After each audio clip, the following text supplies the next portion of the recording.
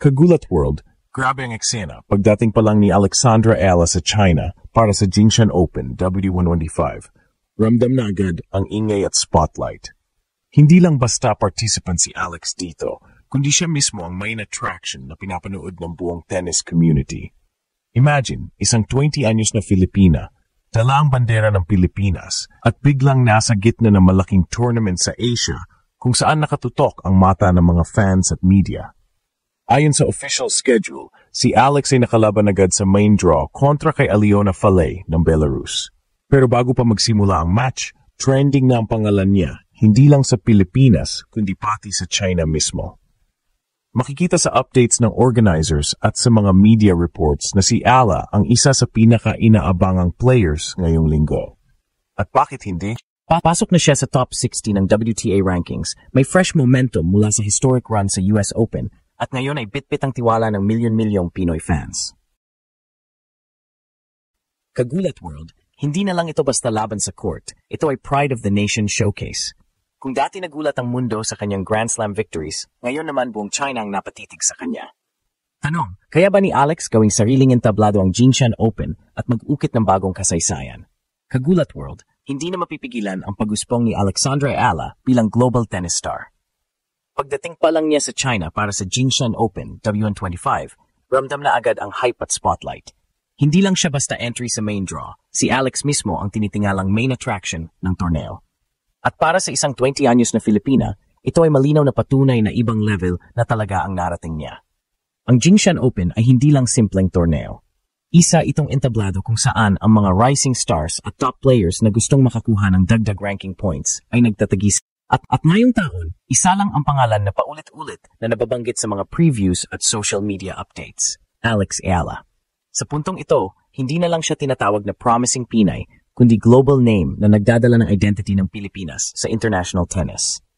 Ang impact ng kanyang arrival ay ramdam hindi lang ng organizers, kundi pati ng fans. May mga ulat mula sa China tennis community na agad siyang kinilala bilang isa sa faces to watch ngayong linggo. Imagine mo, Kagulat World, sa dami ng players na pumapasok sa ganitong klaseng tournament, si Alex pa ang nabibigyan ng spotlight.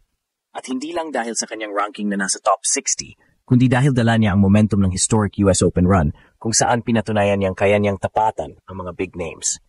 Pero higit sa lahat, dala niya ang puso ng sambayanang Pilipino. Sa bawat laban niya, trending agad ang social media sa Pilipinas at ngayon pati sa China, naririnig na rin ang kanyang pangalan. Ibang klase ang kombinasyon ng kanyang talent, composure at charisma. Kaya't hindi nakapagtataka na marami ang nagsasabing si Ala ang new face of Asian tennis. Kagulat World, tandaan natin, ito ang unang pagkakataon na maglalaro si Alex sa China bilang isang fully established WTA player at agad-agad headline siya. Kung may duda pa noon kung kaya niyang magdala ng bansa sa global tennis spotlight, ngayon pa lang, malinaw ang sagot. Oo, kaya niya at kinagawa niya na. At bukas ng alas 10 ng umaga, mapapatunayan na naman kung bakit siya tinatawag na Pinoy Pride ng tennis world. Kagulat World, ito na ang matinding showdown. Alexandra Ayala vs. Aliona Falei sa Jinshan Open, W125. Bukas, alas 10 ng umaga oras ng Pilipinas, sisiklab ang kanilang unang head-to-head battle. At take note, 0-0 ang kanilang record. Walang kasaysayan, walang precedent, kaya't lahat ng posibleng sorpresa ay pwedeng mangyari sa court. Sa papel, siya lang malinaw na paborito. Siya ay kasalukuyang nasa top 60 ng WTA rankings. Hawak ang momentum mula sa kanyang historic US Open run kung saan ipinakita niya na kaya niyang tumumba ng seeded players. Dagdag pa, sanay siya sa pressure ng Grand Slam crowds at malalaking entablado. Samantala si Aliona Falei, 21 anyos mula Belarus, ay nasa low 300s sa world rankings. Kadalasan siyang naglalaro sa ITF circuit, mas mababang antas kumpara sa WTA main draw tournaments na regular na nilalaruan ni Alex. Pero Kagulat World, alam natin na ang tennis ay hindi laging sumusunod sa ranking. May mga pagkakataon na isang inspired performance mula sa underdog ang sapat para gulatin ang buong mundo. At dito papasok si Falei. Wala siyang pressure, walang expectations, at yun mismo ang iyang advantage. Maari siyang maglaro ng buo, walang inaalalang reputasyon, habang si Alex ay may bigat ng pagiging pambansang inspirasyon at tournament favorite.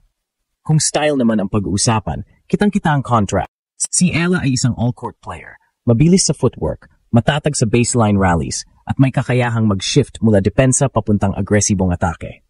Ang kanyang solid forehand at backhand ay sandata na kaya niyang gamitin para kontrolin ang rally at i-stretch ang kalaban side to side. Sa kabilang banda, si Falay ay umaasa sa kanyang flat ground strokes at solid serve.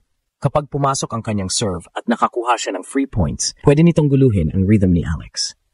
Kagulat World, ang tanong, magiging one-sided showcase ba ito para kay Alex o magiging trap game kung saan biglang sisikat ang pangalan ng isang underdog? Isang bagay ang sigurado, walang bibitaw sa laban na ito.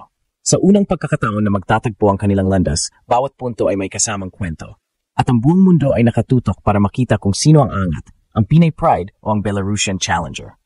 Bukas, malalaman natin kung ang momentum ni Alex ay tuloy-tuloy o kung may bagong pangalan na gugulat sa Kagulat World, higit pa sa isang simpleng laban ang hatid ng debut ni Alexandra Ala sa Jingshan Open. Para sa mga Pilipino, ito ay isang pagkakataon na muling ipakita sa buong mundo na ang ating bansa ay may rising superstar sa tennis, isang sport na madalas ay dominated ng Europe at US.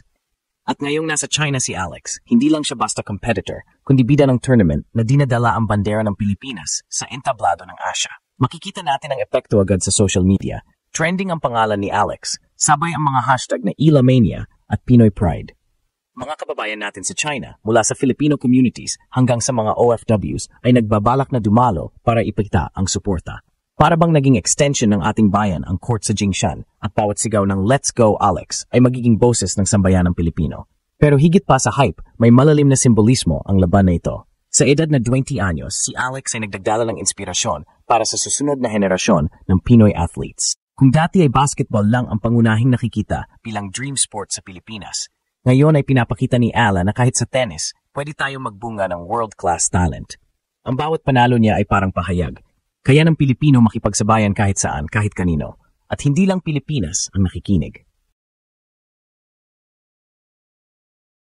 Sa Asia, lalo na sa China kung saan ginaganap ang torneo, kitang-kita ang atensyon ng local na media. Sa pagdating pa lang ni Alex, maraming international outlets ang nag-highlight sa kanya bilang isa sa mga pinaka-exciting prospects sa WTA circuit. Imbes na maging outsider, siya ang naging main attraction. Dahilan kung bakit mas dumadami ang fans na gustong makita kung paano siya maglalaro. Kagulat World, isipin mo ang posibilidad.